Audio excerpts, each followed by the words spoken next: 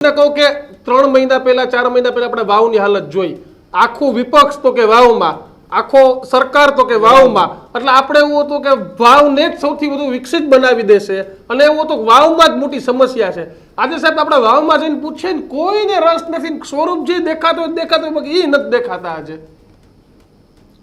વાવ જે હોય ને ભાઈ દીક્ષિતભાઈ, વાવ ચોમાસામાં જ ભરાય પછી ખાલી થઈ જાય. એટલે મતદાનનું ચોમાસું આવેલું એટલે બધા નેતાઓથી ભરાય. આ વિસાવદર કેટલા વર્ષે યાદ આવ્યું, વિસરાઈ ગયું હતું ને એકદમ. વિસાવદર વિસરાઈ ગયું હતું.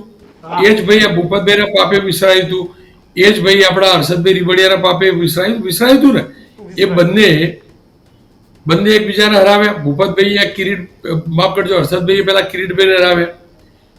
હર્ષદભાઈ ધારાસભ્ય બન્યા, 17માં ધારાસભ્ય બન્યા. 17 પછી એમને ટર્મ પૂરી થાય ના જોઈને રાજીનામું આપી દીધું. 6 મહિના બાકી હતા, રાજીનામું આપ્યું. પછી રીટ પણ કરી, એટલે પેટા ચૂંટણી આવી. ભૂપતભાઈની જીતને એમને લલકારેલી. પછી પાછું સમાધાન થઈ ગયું એટલે રીટ પાછી ખેંચી. રીટ વિસાવદર માટે થોડી પાછી ખેંચી. આ હર્ષદભાઈ રીબડિયાએ એમની જે રીટ હતી, આ ભૂપતની જીત સાચી ખોટી એના માટે થોડી પાછી ખેંચી. વિસાવદરનો પ્રેમ થોડો હતો. અને એ જ હર્ષદભાઈ સ્ટેજ ઉપર ભાષણ આપશે, એ જ ભૂપતભાઈ સ્ટેજ ઉપર ભાષણ આપશે. અચ્છા, એ ભૂપતભાઈ તો પાછા જે ગોપાલભાઈ ભાષણ આપે છે, ગોપાલભાઈના જ મિત્ર હતા. આજ ભૂપતભાઈને જીતાડવા ગોપાલભાઈ ફરતા હતા.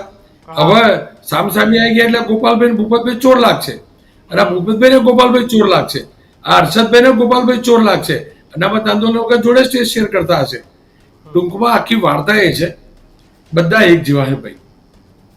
વસ્તુ દીક્ષિતભાઈ એટલી જ છે કે એક કરંડીઓ હોય તો આપણે શું કરીએ, સારી સારી કેરી શોધીએ, ઓછી ખરાબ હોય એ શોધવાની.